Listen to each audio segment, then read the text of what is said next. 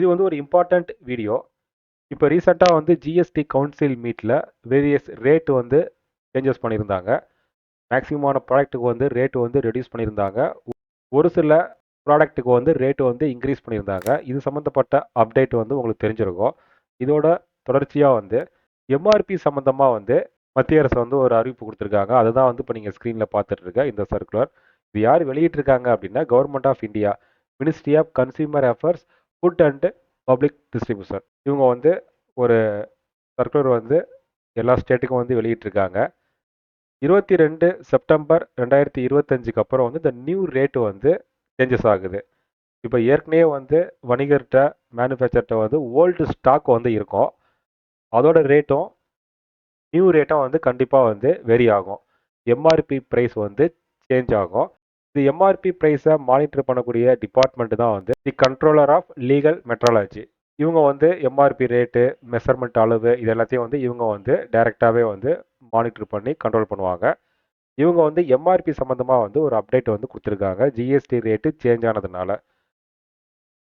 இந்த சர்க்குலரோட டீட்டெயில் வந்து ஒரு ப்ரெசன்டேஷன் ப்ரிப்பேர் பண்ணியிருக்கேன். அதில் நம்ம பார்க்கலாம்.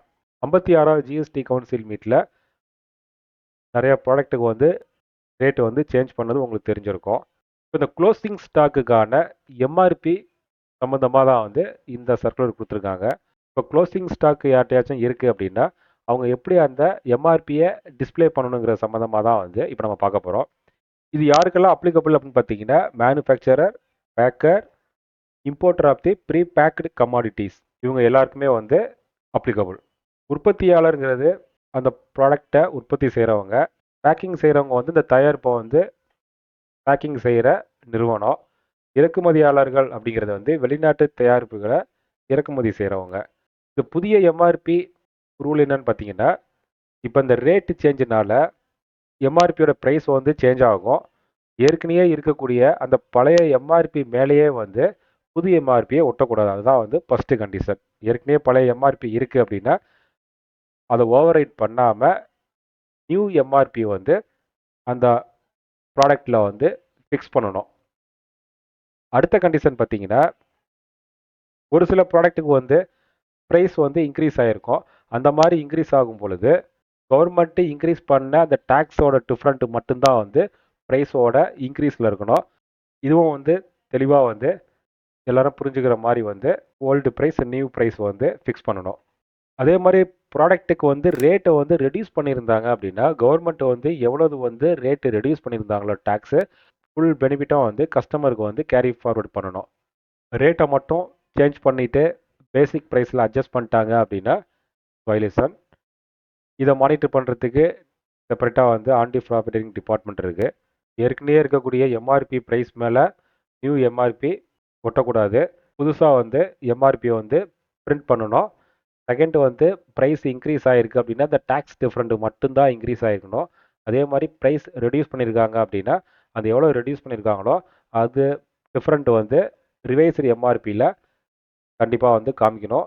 இந்த மேனுஃபேக்சரர், பேக்கிங் செய்கிறவங்க, இம்போர்ட்டர் இவங்க எல்லாருமே வந்து கண்டிப்பாக வந்து ஒரு மினிமம் ஒரு 2 நியூஸ் பேப்பர்லையாச்சும் வந்து இந்த ப்ரைஸ் டிஃப்ரெண்ட்டை வந்து பப்ளிக்கு வந்து பப்ளிஷ் பண்ணணும். இதை வந்து சம்மந்தப்பட்ட டிபார்ட்மெண்ட்டுக்கும் வந்து சப்மிட் பண்ணணும். இந்த நியூ எம்ஆர்பி ப்ரைஸோட அப்ளிகபிலிட்டி பார்த்தீங்கன்னா உங்கள்கிட்ட ஓல்டு ஸ்டாக்கு தீர்ற வரைக்கும், அப்படி இல்லைன்னா 31 டிசம்பர் 2025 இது எது முன்னே வருதோ அது வரைக்கும் வந்து இந்த சுற்றறிக்கை வந்து செல்லுபடியாகும். உங்கள்கிட்ட ஓல்டு ஸ்டாக்கு இருக்குது, அதை நான் எப்படி சேல்ஸ் பண்ணணும் அப்படிங்கிற பயம் வேண்டாம். இந்த சர்க்குலரில் கொடுத்துருக்க கைடன்ஸை ஃபாலோ பண்ணி சேல்ஸ் பண்ணுங்கள். கம்ப்ளைண்ட்ஸ் வந்து ப்ராப்பராக வந்து ஃபாலோ பண்ணுங்கள். இந்த வீடியோ வந்து வணிகர் எல்லாருக்கும் வந்து பயனுள்ளதாக இருக்கும்னு நம்புகிறேன். உங்கள் நண்பர் யாருக்காவது யூஸ்ஃபுல்லாக இருக்குன்னா இந்த வீடியோவை நீங்கள் ஷேர் பண்ணுங்கள். இது மாதிரி இன்னொரு அப்டேட்டில் சந்திக்கலாம்.